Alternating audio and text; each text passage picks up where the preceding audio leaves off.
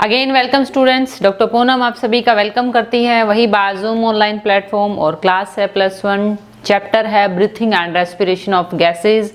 और आज का जो टॉपिक है वो है मैकेनिज्म ऑफ ब्रीथिंग, कि ब्रीथिंग के ड्यूरेशन में किन किन टाइप की मसल्स का इन्वॉल्वमेंट होता है और वो मसल्स कैसे ब्रीथिंग में हेल्प करती हैं। ब्रीथिंग के टाइम हमारी बॉडी के अंदर क्या क्या चेंजेस होते हैं, तो ये सभी का सभी इस वीडियो के अंदर हम कवर अप करेंगे। ओके, तो मैकेनिज्म ऑफ जो ब्रीथिंग है उसमें अभी तक आपको नॉर्मल जो बातें पता होनी चाहिए वो ये है कि जो ब्रीथिंग है उसमें 2 स्टेप्स होते हैं, इंस्पायरेशन एंड एक्सपायरेशन। इंस्पायरेशन में हम ब्रीथ को इनहेल करते हैं, हम एयर को इनहेल करते हैं, हमारा जो रिब केज है वो अपवर्ड आता है, जिसकी वजह से थोरैक्सिक कैविटी जो है, जो लंग्स की कैविटी है वो बढ़ जाती है बस।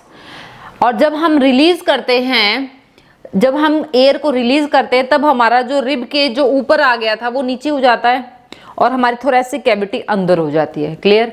अब इसके पीछे कौन कौन सी मसल्स इन्वॉल्व है और इनके बीच में बेसिक डिफरेंस क्या है वो पढ़ने वाले हैं। ओके, उससे पहले मैं आपको बताती हूँ muscles of the rib cage. Rib cage की मूवमेंट के लिए कौन कौन सी मसल्स का इन्वॉल्वमेंट जरूरी होता है। इसमें सबसे पहले आता है डायफ्राम। डायफ्राम जो है हमारा वो एक डोम शेप स्ट्रक्चर है, यहाँ पे जो प्रेजेंट होता है, तो थोरैसिक कैविटी को एब्डोमिनल कैविटी से सेपरेट करता है। जब हम नॉर्मल हैं, जब हम ब्रीथ नहीं कर रहे, तब डायफ्राम जो है वो ऐसे डोम शेप का है, कनकेव शेप का है, ऐसे नीचे से, है ना। और लेकिन जब हम इसको इधर से और इधर से खींचेंगे तो ये बिल्कुल फ्लैट हो जाएगा। तो इसका मतलब नॉर्मल ऐसा है। और अब क्या है, इसका एब्डोमेन के ऊपर कोई प्रेशर नहीं है, एब्डोमेन के पास जगह ज्यादा है, लेकिन जो थोरैक्स है उस थोरैक्स के अंदर कोई भी एयर नहीं है, तो थोरैक्स रिलैक्स है। ओके, लेकिन जैसे हम इंस्पायरेशन करेंगे तो रिब केज जो आगे है वो ऊपर की तरफ आएगा। जैसे ही रिब केज ऊपर की तरफ आता है तो ये मसल स्ट्रेच होती हैं और डायफ्राम फ्लैट हो जाता है, एब्डोमेन के पास स्पेस बढ़ जाता है ना। और जो हमारा थोरैसिक कैविटी है, उस थोरैसिक कैविटी, क्योंकि रिब केज ऊपर आ गया है, ऊपर की वजह से रिब केज के अंदर थोरैसिक कैविटी बढ़ जाती है। क्लियर? तो फर्स्ट तो जो चेंज होता है वो होता है डायफ्राम की मसल्स के अंदर। क्लियर? दूसरा जो चेंज होता है वो है कि रिब्स के पास मूवमेंट अपवर्ड और डाउनवर्ड करने के लिए 2 टाइप की मसल्स होती हैं। रिब की मसल्स को बोला जाता है कोस्टल्स मसल्स, इंटरनल कोस्टल मसल्स। अब ये जो हैं, ये कोस्टल मसल आगे 2 टाइप की होती हैं। पहली होती है एक्सटर्नल इंटरकोस्टल मसल, दूसरी होती है internal intercostal muscles. External intercostal muscle होती है रिब को ऊपर की तरफ लाती है, और इंटरनल इंटरकोस्टल मसल होती है जो रिब को नीचे की तरफ लेके जाती है। क्लियर? रिब केज के पास, रिब्स के पास दो मसल्स हैं, एक्सटर्नल इंटरकोस्टल मसल और internal intercostal muscle. External intercostal हमारा जो नॉर्मल रिब है उसको ऊपर की तरफ खींच के लाती है और थोरैसिक कैविटी बढ़ा देती है। तो इसका मतलब कि जो एक्सटर्नल इंटरकोस्टल मसल है वो रिब को ऊपर की तरफ खींच के ला रही है और थोरैसिक कैविटी बढ़ा रही है। तो इसका मतलब थोरैसिक कैविटी कब बढ़ती है? जब हम इंस्पायरेशन करते हैं। तो इंस्पायरेशन में रिब की एक्सटर्नल इंटरकोस्टल मसल यूज होती है। क्लियर? फिर हम पढ़ते हैं रिब की दूसरी मसल इंटरनल इंटरकोस्टल मसल, जो रिब के अंदर की तरफ होती है, जो रिब को खींच के नीचे की तरफ लेके जाती है। रिब को डाउनवर्ड मूवमेंट कब जरूरत होती है? जब हम एक्सपायरेशन करते हैं, और वो रिब केज को खींच के नीचे की तरफ लेके जाती है। क्लियर? इसका मतलब रिब केज जो है वो डाउनवर्ड मूवमेंट शो करता है by the help of internal intercostal muscle, and this is due to internal intercostal muscle and that help in decreasing the thoracic cavity. Clear? Okay, अब हम तीसरी पढ़ते हैं एब्डोमिनल मसल की। एब्डोमेन की जो मसल्स हैं उनका मेन रोल क्यों होता है। अब बहुत सारे स्टूडेंट्स ये पढ़ रहे होंगे, अभी तक पढ़ रहे होंगे, वो सोच रहे होंगे कि हमारा जो ब्रीथिंग है वो तो सिर्फ थोरैसिक का काम है, ब्रीथिंग में एब्डोमिनल मसल का कहाँ से रोल आ गया। तो मैं एक पॉइंट क्लियर कर देती हूँ कि मैन एंड वुमेन के केस में हमने हमारी जो विलिंग पावर है उसके अकॉर्डिंग हमने ब्रीथिंग को डिफाइन कर दिया है एब्डोमिनल और थोरैसिक ब्रीथिंग में। तो एब्डोमेन की मसल्स भी स्ट्रेच होती हैं जब हम ब्रीथ करते हैं। क्लियर? इसका मतलब जब एब्डोमेन अब पहले आपका डायफ्राम ऐसी था तो एब्डोमेन के पास स्पेस ज्यादा था तो वो रिलैक्स थी, लेकिन जैसे ये डायफ्राम फ्लैट हो जाता है तो एब्डोमेन पे प्रेशर बढ़ जाता है, वो स्ट्रेच हो जाते हैं। क्लियर? अब हम इसको थोड़ा सा डिटेल में पढ़ लेते हैं। तो इसमें मैकेनिज्म ऑफ ब्रीथिंग में पहले हम पढ़ रहे हैं इंस्पायरेशन। अब इंस्पायरेशन में पहले डायफ्राम है, पहले डायफ्राम नॉर्मल था, लेकिन जैसे ही हमने इंस्पायर किया डायफ्राम के ऊपर प्रेशर बढ़ा, ऊपर से थोरैक्स का, और उसने नीचे प्रेशर बढ़ा दिया एब्डोमेन पे। थोरैसिक कैविटी बढ़ गई लेकिन एब्डोमिनल कैविटी घट गई और डायफ्राम कैसा हो गया? फ्लैट। तो diaphragm become flat and get lowered by contraction of muscle fibre. जैसे ही डायफ्राम की फ्रेनिक मसल या रेडियल मसल्स क्या होती हैं? कॉन्ट्रैक्ट होती हैं, तो वो फ्लैट हो जाता है, क्योंकि वो यहाँ से जुड़ी हुई है, यहाँ से जुड़ी है, उनको दोनों को तरफ से खींचेंगे तो डायफ्राम फ्लैट हो जाएगा और प्रेशर एब्डोमेन पे बढ़ा देगा, और फ्लैट होने की वजह से थोरैसिक कैविटी बढ़ जाती है। क्लियर? ओके, फिर हम पढ़ते हैं इंस्पायरेशन के अंदर इन्वॉल्व दूसरे एक्सटर्नल इंटरकोस्टल मसल। ये क्या करेंगे? रिब को खींच के रिब केज को ऊपर की तरफ लाती हैं। हमारा जो रिब केज है वो ऐसा होता है, उसमें नीचे स्पेस ज्यादा होता है, हमारे लंग्स यहां होते हैं, लेकिन जैसे ही इस रिब केज को खींच के ऊपर लाया जाता है, सपोज कोई ये ऐसी कंडीशन है, और जैसे ही हम रिब केज को ऊपर की तरफ लाते हैं ऐसे, तो स्पेस लंग्स के लिए बढ़ जाता है। सिर्फ रिब केज जो यहाँ स्पेस था वो ऊपर आ जाएगा, जिसकी वजह से लंग्स के पास कैविटी बढ़ जाती है। कोई हमारा रिब केज ऐसे खुल के एक्सपेंड नहीं होता।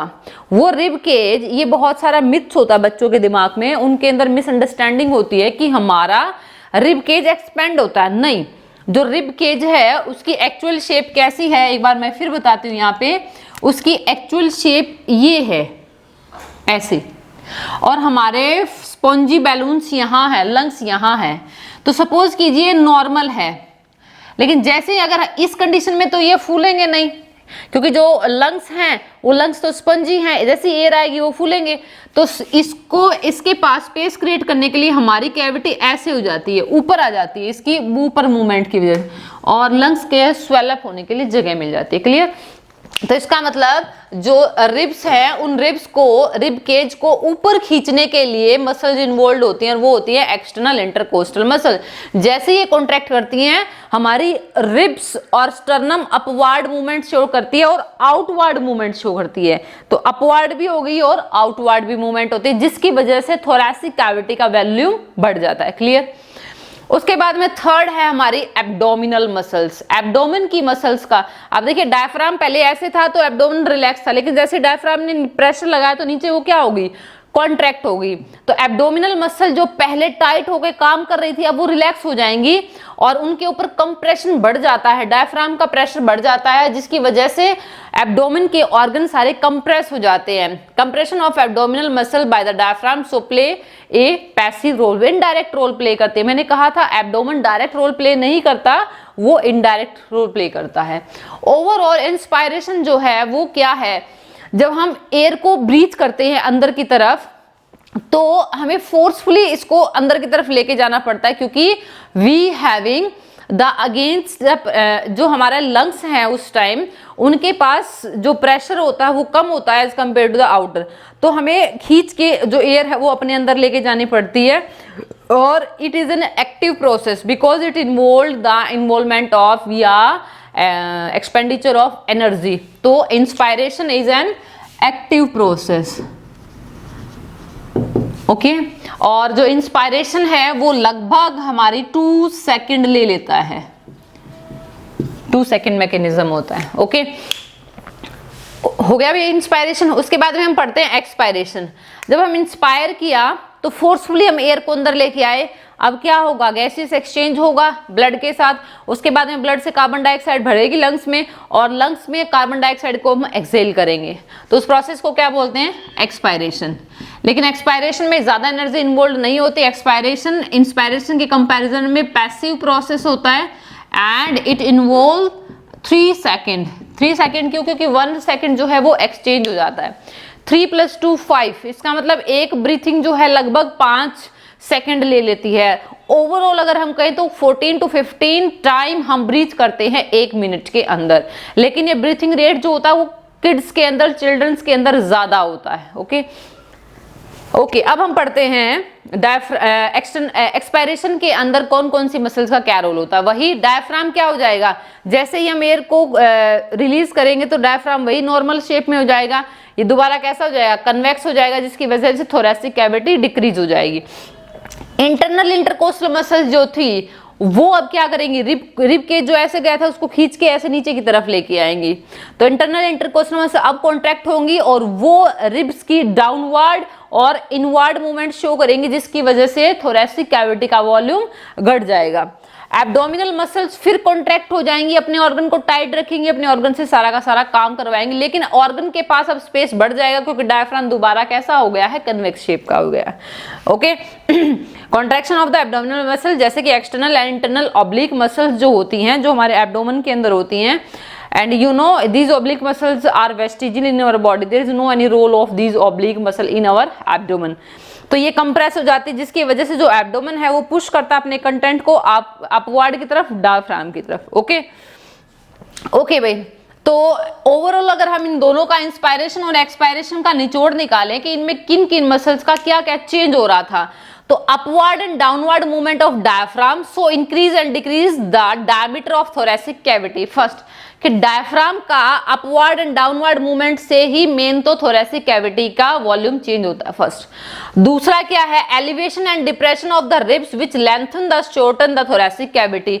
रिब केज के अपवर्ड एंड डाउनवर्ड होने से, बढ़ने और घटने से ही थोरैसिक कैविटी के अंदर चेंज आता है। ओवरऑल जो एक्टिव रोल प्ले कर रहे हैं वो या तो डायफ्राम रोल प्ले कर रहा है या फिर रिब केज प्ले कर रहा है। ओके ओके, इसके बाद में हम एक छोटे से टॉपिक पे आते हैं और वो छोटा सा टॉपिक है थोरैसिक वर्सेस एब्डोमिनल ब्रीथिंग, कि एब्डोमेन और थोरैसिक जो थोरैसिक और एब्डोमिनल ब्रीथिंग है, क्या ये सेम है या अलग है, या इनमें क्या रोल होता है। देखिए इसको थोड़ा सा ध्यान से समझिए कि मैन के अंदर, जो मैन है, because it having the flatten posture as compare to the female due to testosterone, तो उनके अंदर lateral movement of the thorax जो होती है वो 25% होती है और एब्डोमेन की जो मूवमेंट होती है वो 75% होती है मेल के अंदर। तो इसीलिए मेल के अंदर जो ओवरऑल ब्रीथिंग बताई जाती है वो एब्डोमिनल बताई जाती है, क्योंकि थोरैक्स की जो मूवमेंट होती है वो सिर्फ 25% होती है, लेकिन एब्डोमेन की मूवमेंट ज्यादा होती है, 75% होती है ओवरऑल। इसीलिए मेल को कह देते हैं कि male are showing the abdominal breathing. Clear. लेकिन प्रेग्नेंट वुमेन जो है उसकी सारी की सारी ब्रीथिंग जो होती है वो थोरैक्स के लेटरल मूवमेंट से होती है, उसमें जो थोरैक्स होता है उसका वो लेटरली मूव करता है। तो इसीलिए ओवरऑल जो फीमेल में है उसमें थोरैसिक ब्रीथिंग बताई जाती है और मेल के अंदर क्या बताई जाती है, एब्डोमिनल ब्रीथिंग बताई जाती है। ओके ओके, और एक पॉइंट और भी याद कर लेना कि जो मैमल्स होते हैं, क्योंकि मैमल्स खाने के टाइम भी साथ साथ इनहेल करते हैं, ब्रीथ करते हैं, because they having the same common posture and involvement, कि वो साथ साथ चबाते भी रहते हैं और ब्रीथ भी करते रहते हैं। So they are showing negative pressure breathing. Negative pressure breathing is the main characteristics example of mammals. Clear. Okay भाई, और ओवरऑल अगर हम बताएं कि थोरैसिक कैविटी, एब्डोमिनल कैविटी या नेजल ब्रीथिंग में सबसे बेस्ट कौन सा है, सबसे बेस्ट जो होता है वो नेजल ब्रीथिंग होती है, क्योंकि नेजल ब्रीथिंग के थ्रू बहुत सारे डस्ट पोर जो है वो हमारे नेजल चैम्बर के अंदर रुक जाते हैं। दूसरा, हमारा नेजल ट्रैक जो है उसका काम ह्यूमिडिटी को मेंटेन करना होता है, टेम्परेचर को मेंटेन करना होता है, तो वो जो एयर जो हमारे नोज के थ्रू जा रही है वो ह्यूमिडिफाइड होती है and it is well suitable according to our body temperature. तो overall nasal breathing is the best mechanism and the male are showing the abdominal breathing and the female are showing the thoracic breathing. Okay बेटा, तो breathing का ये जो concept था ये clear हुआ, और इसके बाद में नेक्स्ट वीडियो के लिए आप रेडी रहना, इस वीडियो को लाइक जरूर करना। Thank you.